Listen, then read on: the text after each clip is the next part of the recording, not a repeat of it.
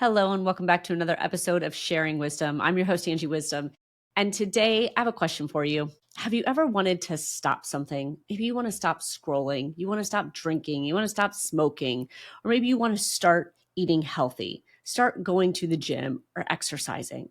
And it seems like even though you have the desire to stop something or start something, you keep finding yourself in the exact same position you were before. What you wanted to stop is still showing up. What you wanted to start is nowhere in sight, and it can feel frustrating and start to leave you with this idea that you have something wrong with you, that you aren't capable of change, that you aren't growth minded. Well, today's episode is all about telling you that you are, you just need to do it a little differently. So I want you to think about what maybe is it that you want to stop, or what is it that you want to start? I've had this interesting season lately with clients. Everyone's coming in and they're telling me that they want to make some big change.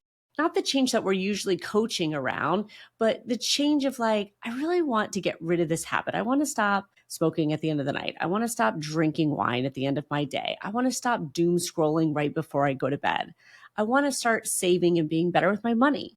I really want to get in shape and start eating healthy. So I've got all of these changes that people want, and they're not quite sure as to how to get over that hump and stop doing what they have done for maybe years, 10, 20, 30 years.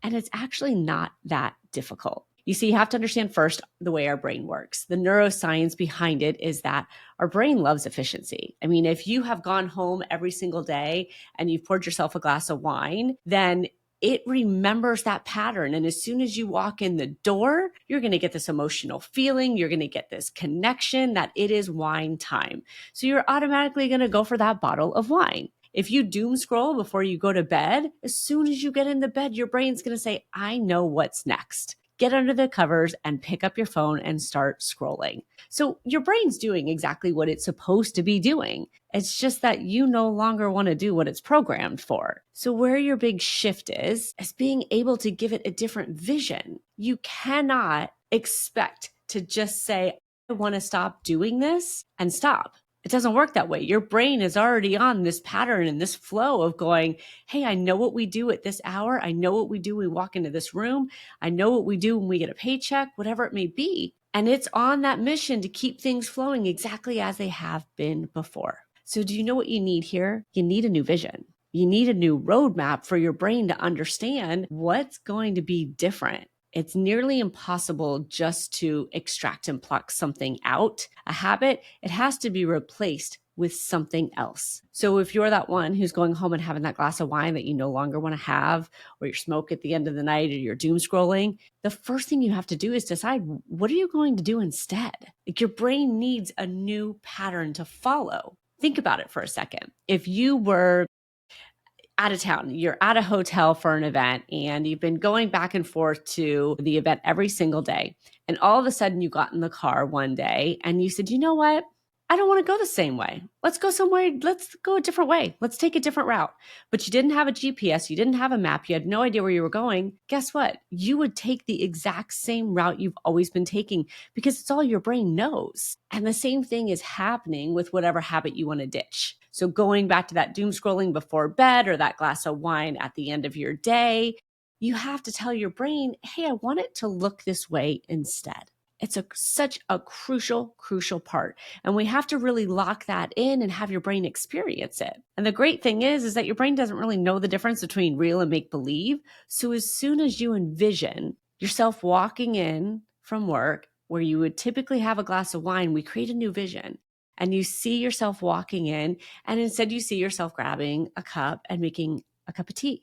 Or you see yourself grabbing a big glass of ice water, or whatever it is that you want to swap it out with. There has to be a replacement. And you start telling your brain, no, this is what it's like when I come home. I take a deep breath and I relax and I grab a cup of coffee or I grab my glass of water. And then I sit down on the couch over here and I just take a moment to pause.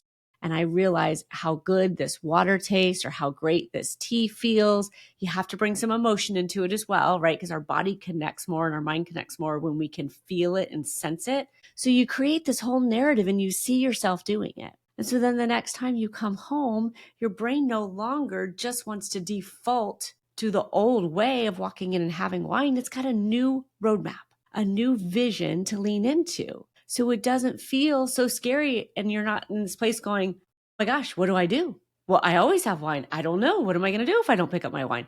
No, you have a new vision that, hey, I come home and I have a cup of tea. Or, hey, I actually don't have anything and I go straight out the door and I go for a 5-minute walk. When you give your mind the new vision, it's going to work just as efficient to start locking that one in and making it a routine for you, just like it did the old one. So you're not broken. You can absolutely start a new habit or quit an old one, but it's imperative that you give yourself a new vision for what that habit is going to be replaced with. So how do we make this happen? The first thing you need to do is decide, where do you want the change? Is there a habit you want to stop or something that you want to start? Write that down. Think about it right now.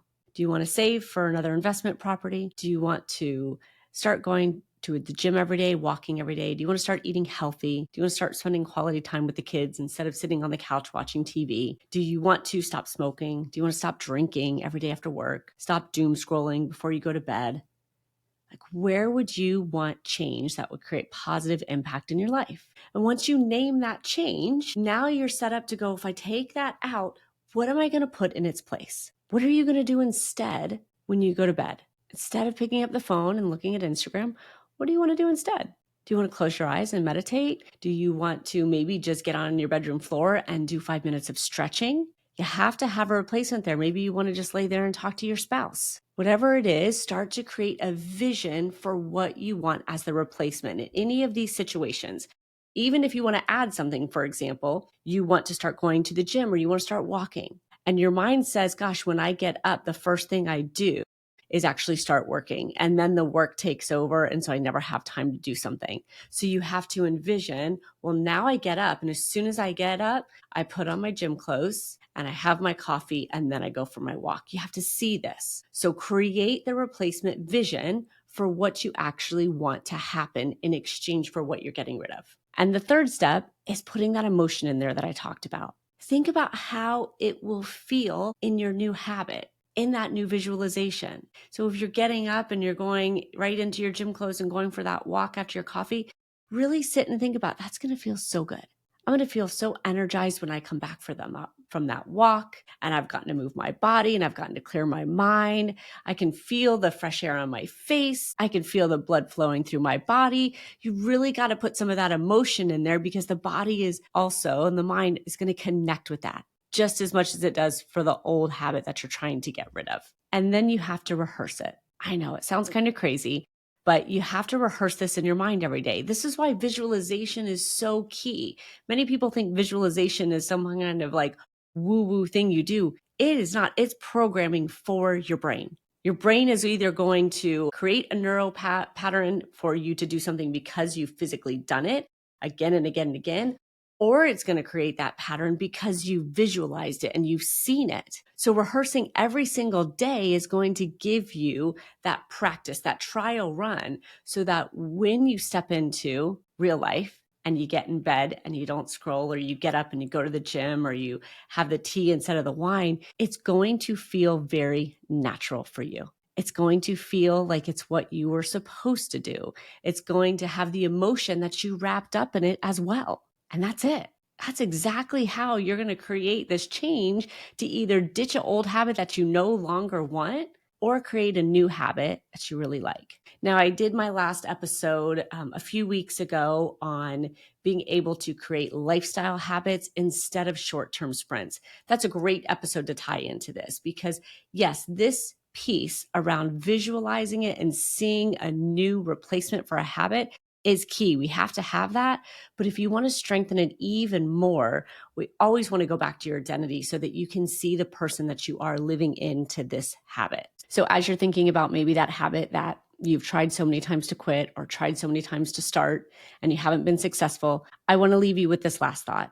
Let that go. Let the idea go that you haven't been successful. Let the idea go that you've tried before and that you failed, because you really haven't tried the right way. Trying to just stop and trying to just quit is the hardest way you can do it.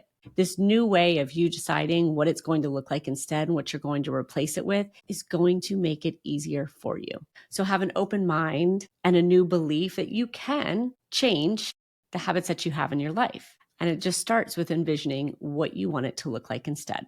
So whether you're trying to change something or you know somebody who is trying to change something, send this podcast to them. I mean, it's like 12 minutes long, 12 minutes to help you create a new vision for the habit that you want in your life or the habit that you no longer want in your life. So send this to somebody who needs it, listen to it again and again, start creating your vision, visualize it every single day, and then send me a message to tell me how the successes showed up for you. If you want more of Sharing Wisdom, be sure to subscribe and like, and send me a comment if you enjoyed the podcast. See you next time on Sharing Wisdom.